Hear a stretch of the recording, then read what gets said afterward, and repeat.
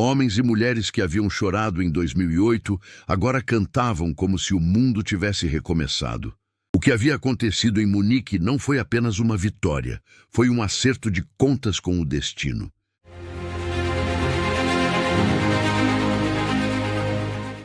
Ato 1, o chamado. Londres sempre pareceu uma cidade feita de neblina e silêncio, mas em 2003 ela acordou com o som de algo novo. Era o barulho de dinheiro e de ambição. Roman Abramovich, um bilionário russo que cresceu entre o aço e o frio da Sibéria, comprava o Chelsea Football Club. Em poucos dias, o clube que vivia à sombra dos gigantes londrinos se tornava o centro do mundo. A notícia atravessou fronteiras, manchetes e preconceitos. A Inglaterra, acostumada à tradição, olhava com desconfiança para aquele homem que ninguém conhecia, mas que prometia mudar tudo. Para Abramovich, o Chelsea era mais do que investimento. Era sonho e símbolo. Queria vencer a Europa, erguer a Champions League, o troféu que o dinheiro não comprava. Naquele verão, os Azuis de Londres deixaram de ser um clube simpático e se tornaram um império em construção. Vieram as contratações, os planos, as promessas. A cidade, fria e cética, começou a aquecer. No centro dessa revolução silenciosa estava um grupo de jogadores que, sem saber, marcaria uma era. Frank Lampard, o meio-campista incansável, cérebro e coração. John Terry, o capitão que sangrava em campo e simbolizava a alma inglesa. Peter Cech, o goleiro que parecia feito de gelo e coragem. Didier Drogba, o guerreiro da Costa do Marfim que jogava com a fúria de quem lutava por um continente inteiro. Ashley Cole, o lateral de elegância e força.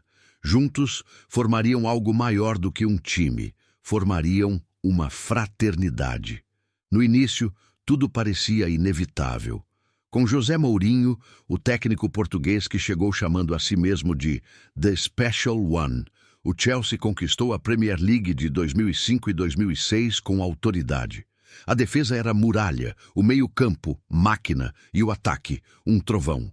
Stamford Bridge virou fortaleza. O time não apenas vencia, dominava. Mas por trás da glória doméstica havia uma sombra que crescia, a Champions League. Ano após ano, o Chelsea caía às portas do sonho. Em 2005, foi o gol fantasma de Luis Garcia, que tirou o time da final contra o Liverpool. Em 2007, outra semifinal perdida, novamente para o mesmo adversário nos pênaltis. O time começava a carregar uma marca invisível, a de quase. Vencia tudo, menos aquilo que realmente importava.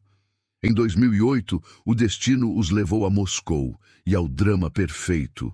A final da Champions contra o Manchester United era a chance de apagar o passado. Chovia. O campo encharcado refletia a tensão no ar. Era o duelo entre dois impérios ingleses. O jogo terminou empatado. Nos pênaltis, John Terry, o capitão, caminhou para a bola. Bastava converter. Um gol e o Chelsea seria campeão da Europa pela primeira vez. Terry respirou, correu e escorregou. A bola tocou a trave. O sonho, mais uma vez, se dissolvia na chuva. Naquele instante, algo se quebrou dentro de Stamford Bridge. A imagem do capitão ajoelhado sob a tempestade, as mãos no rosto, virou símbolo da dor. Aquela geração, feita de aço e orgulho, começou a envelhecer. Os anos seguintes foram de instabilidade. Técnicos vieram e foram. Hiddink, Ancelotti, Scolari, Vilas-Boas. Cada um tentava dar nova forma a um grupo que já tinha alma demais para ser moldado. O clube seguia rico, poderoso, mas vazio. A Premier League voltou a escapar. A Champions virou obsessão. O tempo corria. Drogba já não era o mesmo atleta, mas continuava o mesmo guerreiro. Lampard já não corria como antes, mas o cérebro ainda comandava. Terry, agora mais lento, seguia gritando até perder a voz. Eram homens lutando contra o relógio, não contra o adversário. Em 2011, a pressão atingiu o limite. Abramovich contratou André Vilas-Boas, o jovem português que prometia reinventar o Chelsea. Tinha apenas 33 anos, quase da idade dos jogadores que agora comandaria. Trazia ideias modernas, mas pouco espaço para a emoção. O elenco resistiu. As derrotas se acumularam. O vestiário, antes unido, rachou. A hierarquia, construída em anos de suor, foi questionada. O dono, impaciente, exigia resultados. O elenco, exausto, pedia respeito. Vilas Boas tentou derrubar o passado, mas o passado não se deixava apagar. Drogba, Lampard e Terry ainda eram a espinha dorsal, e quando o treinador começou a afastá-los, o time desmoronou. Em março de 2012, após uma derrota para o West Bromwich, o jovem técnico foi demitido. A notícia caiu como um trovão. O sonho europeu parecia morto. No lugar dele, o improvável Roberto Di Matteo, ex-jogador do clube, assumia como interino. Não tinha o currículo, não tinha o prestígio, mas tinha algo que ninguém mais tinha naquele momento: o respeito dos veteranos. Falava pouco, olhava nos olhos, conhecia cada dor, cada ferida. E, de repente, algo começou a mudar. Nos primeiros treinos, Di Matteo devolveu o básico: confiança. Permitiu que Lampard voltasse a ser o cérebro, que Drogba voltasse a lutar, que Terry voltasse a gritar. O Chelsea, aquele Chelsea que parecia morto, começou a respirar de novo. As vitórias voltaram, pequenas, mas simbólicas. Quando o sorteio das oitavas de final da Champions colocou o Napoli no caminho, poucos acreditavam. O jogo de ida na Itália foi um desastre. Derrota por 3-1. A imprensa decretou o fim. O time velho, cansado, sem alma. Mas no vestiário, Di Matteo disse apenas: eles acham que já acabamos. Mostrem a eles quem somos. No jogo de volta em Londres, Stamford Bridge parecia um caldeirão. Cada torcedor sabia que era mais do que um jogo. Era uma despedida. Aos 36 minutos, Drogba abriu o placar de cabeça. Lampard comandava o meio-campo como maestro. Cech salvava milagres. O Chelsea venceu por 4-1 na prorrogação. Classificação. O impossível pela primeira vez em anos sorriu. O time seguiu. Eliminou o Benfica. E então o destino preparou o teste final. O Barcelona de Guardiola, Messi e Iniesta. O melhor time do planeta contra o time que o mundo havia esquecido. Na ida, em Londres, Drogba marcou o gol da vitória. Na volta, em Camp Nou, o sofrimento virou poesia. Terry foi expulso. O time ficou com 1 a menos e o Barcelona virou. Mas no fim do primeiro tempo, Ramírez fez o gol que parecia mentira. Uma cavadinha leve, de esperança pura. O segundo tempo foi uma eternidade. O Barcelona atacava com o desespero dos deuses ofendidos. Messi acertou o travessão, Cech voou. Os minutos arrastavam-se. E nos acréscimos, Fernando Torres, o homem que havia sido motivo de piada, correu sozinho e marcou o gol da classificação. O narrador inglês gritou como se visse um milagre. Di Matteo ajoelhou no gramado, as mãos no rosto. Londres acordou no dia seguinte como se tivesse vivido um sonho. Ninguém acreditava. Aquele grupo envelhecido, questionado, humilhado, havia derrotado o maior time da geração. E o prêmio era uma final em Munique, contra o Bayern, em sua casa. Mas o preço da glória vinha alto. Na semifinal, Terry fora expulso. Ramírez, suspenso. Meireles, suspenso. Ivanovic, suspenso. A lista de desfalques parecia castigo. O Chelsea chegaria à final sem sua espinha dorsal. Restavam os veteranos, os fiéis, os que não sabiam desistir. Drogba, Lampard, Ashley Cole, Cech. O mundo ria. Os analistas diziam que o Bayern só precisava aparecer. Mas o futebol, como sempre, guarda seus próprios segredos. No silêncio de Cobham, o centro de treinos, Di Matteo reuniu o grupo e disse: não somos os melhores, somos os últimos. E os últimos, às vezes, são os que ficam na história. Naquela noite em Londres, chovia. As luzes refletiam nas ruas molhadas, os pubs cheios, os rádios sussurrando. Stamford Bridge estava vazio, mas parecia respirar. Era como se o estádio, testemunha de tantas derrotas, soubesse que algo maior se aproximava. O Chelsea não viajava a Munique apenas para jogar uma final. Viajava para resolver uma dívida com o próprio destino. E entre malas e uniformes havia mais do que esperança. Havia lembranças. De 2005, de 2007, de 2008. Cada derrota empilhada havia construído aquele momento. Cada lágrima, cada escorregão, cada gol perdido. Porque às vezes o futebol espera o tempo certo, o minuto exato, o último suspiro. E quando esse momento chega, ele pertence não aos que correm mais, mas aos que nunca pararam de acreditar. Ato 2, o milagre de Munique. O avião pousou em Munique sob um céu cinza. Chovia leve, como se o tempo pressentisse que aquela noite não seria comum. Para o Chelsea, cada gota parecia um lembrete das lágrimas derramadas em Moscou, 4 anos antes. Naquela final perdida para o Manchester United, o time havia tocado a glória com as mãos e a deixado escapar.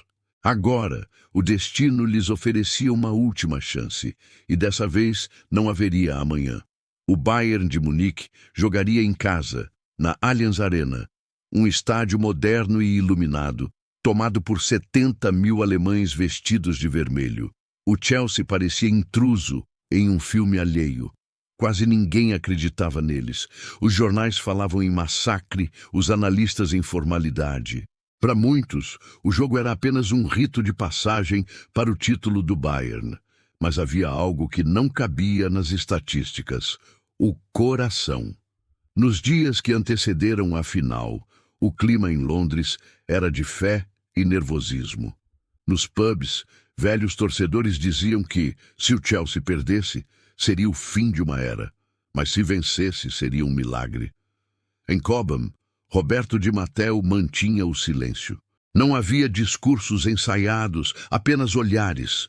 Os veteranos sabiam o que estava em jogo. Drogba, Lampard, Cech, Ashley Cole, cada um com as marcas de uma vida inteira de quase. A Champions era o fantasma que o seguia, e naquela semana eles decidiram enfrentá-lo. A delegação chegou a Munique com a serenidade dos que já conheceram o inferno. Sem Terry, suspenso, e sem Ramires, Ivanovic e Meireles, o elenco parecia mutilado.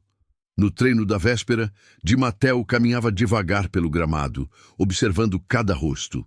Em silêncio, apenas sussurrou: "Vocês não devem nada a ninguém, só a si mesmos." O grupo assentiu. Não era preciso mais. Na noite anterior à final, Drogba não dormiu. Ficou deitado, ouvindo a chuva batendo na janela do hotel. Pensou na infância na Costa do Marfim, nos conflitos, nos tiros que ouvia ao longe. Pensou em todas as derrotas, nas manchetes cruéis, nos insultos, e percebeu que cada uma daquelas dores o havia trazido até ali. O futebol, como a vida, parecia sempre encontrar um jeito de recompensar quem não desiste. O dia da final amanheceu frio. As ruas de Munique estavam tomadas por torcedores alemães. Bandeiras vermelhas balançavam em todas as janelas. O azul do Chelsea era uma cor isolada, quase tímida no meio da multidão. Mas, no hotel, o ambiente era calmo. Lampard, agora capitão, reuniu o grupo e disse: "Ninguém espera nada de nós, e é por isso que podemos fazer tudo." Cech ouvia em silêncio, segurando as luvas. Ashley Cole amarrava as chuteiras. Drogba fechou os olhos. Era chegada a hora. Quando o ônibus entrou no túnel da Allianz Arena, o barulho foi ensurdecedor. As arquibancadas pulsavam como um coração gigante. Os alemães cantavam em uníssono. O azul dos visitantes parecia se perder na imensidão vermelha.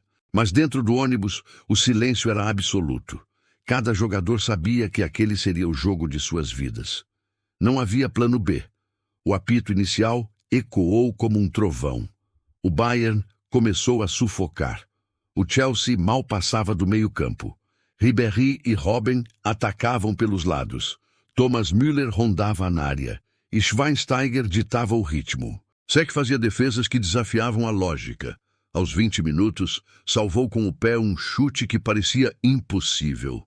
A cada minuto, a pressão aumentava. O time inglês resistia como quem luta por ar. Di Matteo, à beira do campo, gesticulava pouco. Ele sabia que não era um duelo de estilos, mas de alma. Cada carrinho, cada corte, cada defesa era uma oração. O Chelsea não jogava bonito, jogava com fé. Ashley Cole se jogava na frente da bola. Cahill e David Luiz se multiplicavam. E Lampard corria como se o tempo voltasse. O primeiro tempo terminou 0-0, mas o placar era um milagre. O Bayern tinha 15 finalizações, o Chelsea, 1. Mesmo assim, a expressão de Cech ao sair de campo era tranquila. No túnel, Drogba olhou para os companheiros e disse baixinho: "Ainda não chegou a hora, mas ela vem." No segundo tempo, o Bayern voltou com a mesma fúria. O Chelsea, com a mesma fé. O jogo se arrastava como uma corda esticada, prestes a romper. Até que, aos 83 minutos, veio o golpe. Cruzamento da esquerda, Thomas Müller cabeceou, a bola bateu no chão e entrou. O estádio explodiu. O banco do Bayern invadiu o campo. Era o fim anunciado. No banco do Chelsea, Di Matteo baixou a cabeça. Lampard ficou parado, olhando para o chão. Drogba, sozinho, caminhou até o meio-campo, o olhar fixo. Nenhum desespero, apenas decisão. Quando o jogo recomeçou, os minutos pareciam se dissolver. O Chelsea cruzava bolas sem esperança, até que, aos 88, a bola foi para o escanteio. Mata se aproximou da bandeira, olhou para a área e viu Drogba. Era o último suspiro, o último ato. O marfinense correu, saltou e, com um movimento perfeito de pescoço, testou firme. A bola voou e explodiu na rede. Gol. O estádio congelou. O impossível se recusava a morrer. Drogba correu em direção à torcida azul, os olhos marejados. O banco do Chelsea se dissolveu em euforia. Em segundos, o time que estava derrotado estava vivo. O Bayern, atordoado, partiu para o ataque. O árbitro apitou, fim de jogo, prorrogação. Mais 30 minutos para um time exausto. A prorrogação começou com os dois times arrastando as pernas e o coração. O Bayern tentava transformar a força da torcida em energia. O Chelsea tentava transformar o cansaço em fé. Drogba, herói do empate, virou vilão por um instante. 5 minutos de prorrogação e Ribéry entrou na área. Drogba o derrubou. Pênalti. O estádio explodiu. O goleiro Cech ficou parado na linha, o rosto imóvel. Robin ajeitou a bola. O destino mais uma vez havia se colocado diante do Chelsea. Robin respirou fundo, correu e chutou. Cech se atirou no canto certo, defendeu. A bola escorregou, mas ele a agarrou antes que Ribéry chegasse. O estádio ficou em silêncio por um segundo, e naquele silêncio o milagre começou a tomar forma. Cech levantou e gritou, como se gritasse por todos os fantasmas que o perseguiam desde Moscou. A defesa foi mais do que uma defesa. Foi uma redenção. O jogo seguiu, pesado e suado. Lampard corria com o pulmão, não mais com as pernas. Ashley Cole interceptava cruzamentos impossíveis. David Luiz, lesionado, se arrastava. E Drogba, cansado, se tornava símbolo. Quando o árbitro apitou o fim da prorrogação, o placar ainda dizia 1-1. O destino queria mais, queria pênaltis. Os jogadores se reuniram no círculo central. Di Matteo não falava, apenas observava. Lampard, o capitão, reuniu o grupo e disse: "Sem medo, a gente já morreu e voltou hoje." O vento de Munique soprava gelado. O Bayern havia escolhido bater primeiro. Lahm, o capitão alemão, marcou. Materrou. O início parecia um roteiro repetido. O filme de Moscou recomeçava, mas desta vez ninguém abaixou a cabeça. Gomes marcou. David Luiz empatou com um chute tão violento que parecia um grito. Neuer marcou para o Bayern. Lampard converteu. Tudo igual. Alaba e Ashley Cole também marcaram. O placar era 3-3. O próximo era Schweinsteiger, símbolo do Bayern, filho da Baviera. Ele correu, chutou e a bola explodiu na trave. O tempo parou.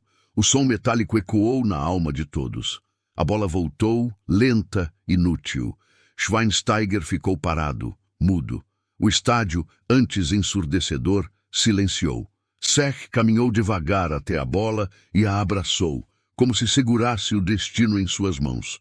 No meio do campo, Drogba aguardava. Era ele. O homem que havia feito o gol do empate, o homem que cometera o pênalti em Ribéry, o homem que carregava o peso de toda uma geração. Ele caminhou até a marca do pênalti. O estádio era uma montanha vermelha, vibrando. Ele olhou para o céu e respirou. O goleiro Neuer o encarava. Drogba colocou a bola no chão e ajeitou com cuidado.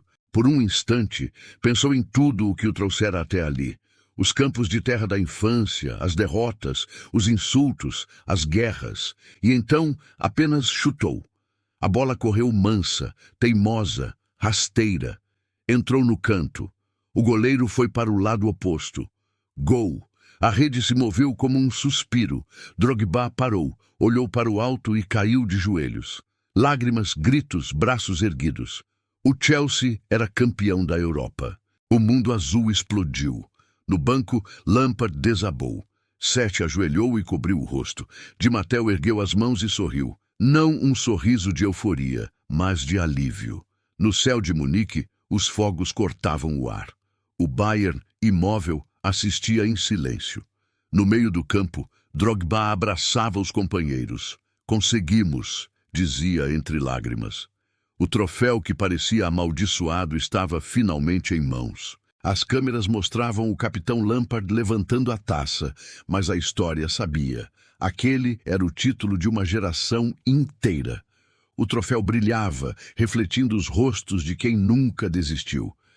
Nos vestiários, o barulho era de riso e choro misturados.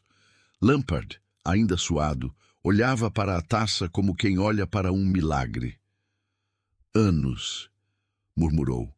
Anos esperando por isso. Ashley Cole, o incansável, levantava uma garrafa de água como se fosse champanhe.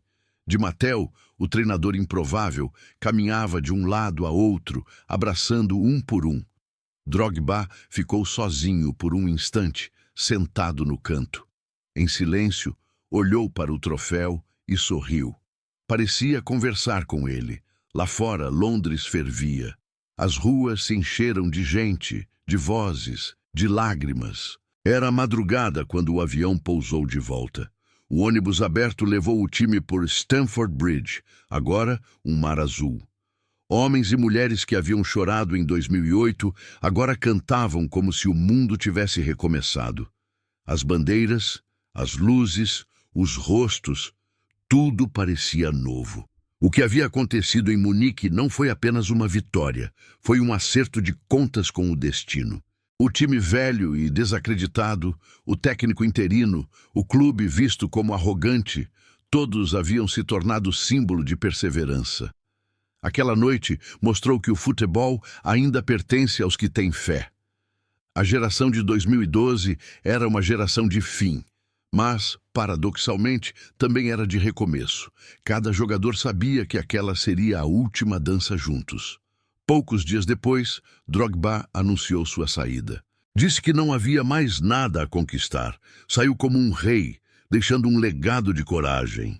O Chelsea, que por quase uma década foi sinônimo de quase, agora era sinônimo de milagre. O clube que nasceu do dinheiro foi purificado pela fé. Abramovich, o bilionário que sonhou com o troféu, assistia calado. Sabia que nenhum investimento compraria o que aquele time entregou. Alma. Em Munique, o estádio esvaziava lentamente. Os torcedores alemães recolhiam bandeiras, choravam, abraçavam os filhos. No gramado ainda havia marcas de chuteiras, suor e lágrimas. Um pedaço da rede foi cortado e guardado. E por um instante parecia que até as luzes da Allianz Arena hesitavam em se apagar. Quando os últimos funcionários deixaram o campo, a grama ainda guardava o eco do grito que atravessou a Europa. Chelsea, Champions of Europe! O milagre havia acontecido. Ato 3. O legado azul. O dia seguinte nasceu calmo em Londres. Era como se a cidade ainda tentasse entender o que havia acontecido. O céu estava limpo e o sol refletia nas fachadas antigas de Fulham Road. Do lado de fora de Stamford Bridge, centenas de torcedores se reuniam. Alguns levavam flores, outros garrafas de cerveja, quase todos com lágrimas no rosto. A taça da Champions, exibida dentro do estádio, brilhava como uma estrela distante. Pela primeira vez, o Chelsea tinha alcançado o topo da Europa.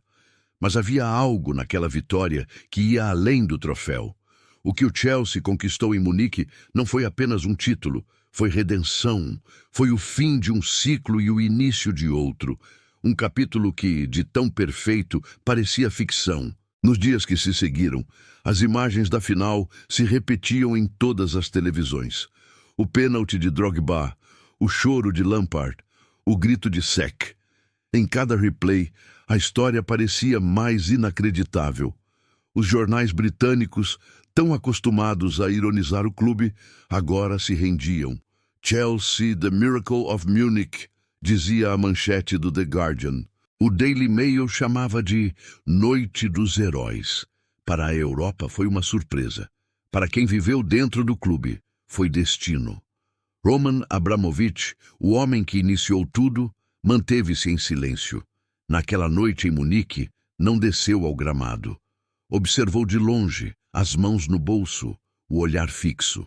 Talvez porque, naquele instante, tivesse entendido que o dinheiro pode comprar jogadores, mas não a fé que os move.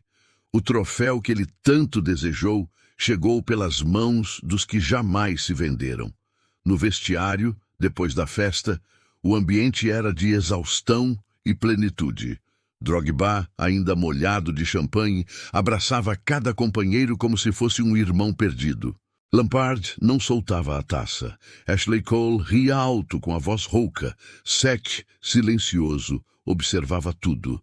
Di Matteo, o técnico improvável, caminhava entre eles como um homem que sabe que acabou de escrever um milagre e talvez nunca mais viva outro. No canto da sala, um fotógrafo capturou a imagem que se tornaria eterna. Drogba e Lampard, lado a lado, com os olhos marejados, olhando o troféu sobre a mesa. Nenhum deles dizia nada. Não precisavam. Na volta a Londres, o desfile foi um oceano azul. Milhares nas ruas, acenando, cantando, chorando.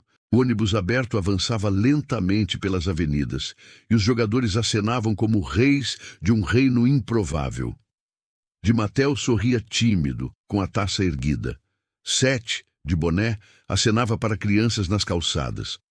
Drogba, de pé sobre o banco, filmava tudo com um celular. Era o fim de uma jornada de 10 anos. Mas o futebol, como a vida, não para. Logo vieram as notícias. Drogba deixaria o clube. Seu contrato terminava, e ele havia decidido que aquele seria o último ato. A despedida aconteceu dias depois, no centro de treinamento de Cobham. Poucos presentes, nenhuma cerimônia. O atacante entrou em silêncio, abraçou Lampard e apenas disse: "Conseguimos." Lampard respondeu: "Sem você não teria sido possível." O capitão sabia que estava se despedindo de mais do que um companheiro. Drogba era o espírito do Chelsea, a força que nunca se curvou. Sua saída foi o símbolo do encerramento de uma era. Em seu último dia, caminhou até o gramado, olhou para o céu e respirou fundo. "Aqui deixo o meu coração", disse apenas. A imprensa inglesa tratou o adeus como o fim de um ciclo. Estava certo. O Chelsea de 2012 era um time construído sobre suor, lealdade e sacrifício. O clube que começou como projeto bilionário terminava como lição humana. Com o título europeu, o Chelsea ganhava respeito. Já não era o novo rico da Premier League, mas uma potência legítima. O nome do clube ecoava em todo o continente. A Champions havia dado mais do que prestígio, dera alma. Di Matteo, agora técnico efetivado, sabia que o desafio seria manter vivo o espírito daquele grupo. Mas aos poucos, a maré começou a mudar. A geração dourada começava a se desfazer. O tempo cobrava seu preço. Cech continuava no gol, Lampard ainda comandava o meio-campo, mas as pernas já pesavam. Ashley Cole seguia firme, mas os novos rostos chegavam com pressa. O futebol moderno não perdoa a nostalgia. Em poucos meses, os jornais começaram a falar em renovação. O clube investiu em jovens talentos, contratou Eden Hazard, Oscar, Azpilicueta. O futuro chegava, mesmo que o passado ainda ecoasse. Mas a verdade é que, por mais que o Chelsea mudasse, algo daquela noite de Munique nunca saiu das veias do clube. Era como se, a cada vez que um jogador vestisse o azul, sentisse o peso invisível daquela taça erguida na Alemanha. O Chelsea se tornara mais do que um time, se tornara uma crença. Na torcida, o orgulho cresceu. Homens e mulheres que viveram décadas de espera agora carregavam um brilho diferente. O clube de bairro havia se tornado o clube do mundo. Stamford Bridge, que tantas vezes foi palco de frustração, agora respirava história. Cada assento parecia ter uma lembrança gravada, cada canto da arquibancada, um nome. E aos poucos, a história do Chelsea começou a ser contada não mais como uma história de bilionário, mas como uma saga de fé. O tempo passou, mas o espírito daquela conquista não envelheceu. Cada novo título do Chelsea, cada troféu levantado nos anos seguintes, carregava a sombra e a luz de Munique. Mesmo nas derrotas, a lembrança voltava. O gol de Drogba, o grito de Cech, o abraço de Lampard. Aquele instante se tornou bússola, uma lembrança de que o impossível é apenas o que ainda não aconteceu. Quando o clube voltou à Champions, a torcida cantava mais alto nos minutos finais dos jogos. Era como se o fantasma da noite alemã pairasse sobre cada chute, cada defesa, lembrando a todos que nada está perdido até o último segundo. Era mais do que superstição, era fé institucionalizada. O Chelsea se tornou símbolo de resiliência. Muitos dos heróis de 2012 seguiram caminhos diferentes. Drogba foi jogar na China, depois na Turquia, depois voltou a Londres, mas nunca mais com a mesma camisa. Cech, anos depois, trocou o azul pelo vermelho do Arsenal, mas foi recebido de pé quando voltou a Stamford Bridge. Lampard, o cérebro daquele time, virou treinador, e quando dirigiu o Chelsea pela primeira vez, lágrimas voltaram aos olhos dos que o viram levantar a taça 10 anos antes. Ashley Cole virou lenda silenciosa, treinador de base, carregando no olhar a seriedade de quem viveu o auge e entendeu o preço. E Di Matteo, o homem que ninguém esperava, o técnico interino que escreveu a maior noite da história do clube, nunca mais repetiu aquele feito. Sua carreira seguiu discreta, mas o nome ficou preso à eternidade. Para os torcedores, ele sempre será o homem do milagre. Os anos seguintes mostraram que o futebol moderno engole até as epopeias. Novos ídolos chegaram, novas eras começaram. José Mourinho voltou, venceu novamente. Depois vieram Conte, Tuchel, e cada um deles trouxe seu brilho. Mas no fundo, havia uma linha invisível ligando todos. Um traço que começava em 2012. Cada nova glória, cada Champions erguida depois, parecia uma extensão daquela primeira. Quando o Chelsea venceu novamente a Europa em 2021, sob o comando de outro treinador interino, Thomas Tuchel, os torcedores mais antigos sorriram. Parecia um eco distante do passado. Era como se o destino, com seu senso de humor poético, tivesse decidido repetir a lição. Às vezes, os improváveis são os que mudam o mundo. Em entrevistas, Lampard sempre dizia que 2012 foi mais do que futebol. Foi a história de um grupo de homens que se recusou a aceitar o fim. Não éramos os mais rápidos, nem os mais jovens, nem os mais talentosos, disse ele certa vez. Mas tínhamos um ao outro, e isso basta. E talvez essa seja a frase que resume o legado do Chelsea de 2012, união. Em um tempo em que o futebol começava a se tornar negócio, o Chelsea provou que o coração ainda decide. que o dinheiro pode construir estádios, mas não constrói coragem. Hoje, quem passa por Stamford Bridge vê um mural azul e branco na parede externa. No centro, o rosto de Drogba de braços abertos e abaixo dele, em letras douradas, Munique 2012, Believe. A palavra acreditar virou tatuagem na alma do torcedor. Cada geração nova que veste a camisa aprende essa palavra antes mesmo de aprender as músicas da arquibancada. Aquele grupo de 2012 transformou o Chelsea, tornou-o mais do que vencedor, tornou-o eterno. Foi a geração que quebrou a maldição e, ao fazê-lo, mostrou o que o futebol tem de mais humano, a capacidade de resistir, de cair e se levantar. Anos depois, quando Drogba voltou a Londres para um jogo comemorativo, o estádio inteiro se levantou. Foram minutos de aplausos. Ele caminhou até o centro do campo, olhou ao redor e viu o mar azul, os rostos, os cantos. Sorriu e então, com o microfone na mão, disse apenas: "Vocês acreditaram quando ninguém acreditava. E é por isso que vencemos."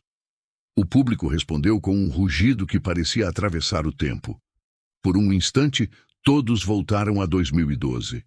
A Allianz Arena, a chuva, os pênaltis, o grito final. Tudo vivo outra vez. Naquela noite, quando as luzes do estádio se apagaram e as arquibancadas se esvaziaram, um garoto de uniforme azul ficou parado nas cadeiras olhando o campo.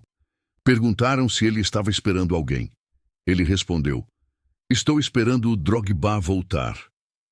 E, de certo modo, ele nunca foi embora, porque alguns jogadores não vivem em contratos, mas em memórias. E alguns times não ganham apenas partidas, ganham eternidade. O Chelsea de 2012 foi isso, um time que venceu o impossível e, ao fazê-lo, lembrou ao mundo o que o futebol realmente é. Não um jogo de números, mas um jogo de alma. Se você curtiu essa história, curta nosso vídeo. O futebol é feito de memórias, e toda memória merece ser contada. Deixe nos comentários qual história quer ouvir aqui. Curta esse vídeo e inscreva-se no canal para viver comigo as próximas histórias que o futebol contou.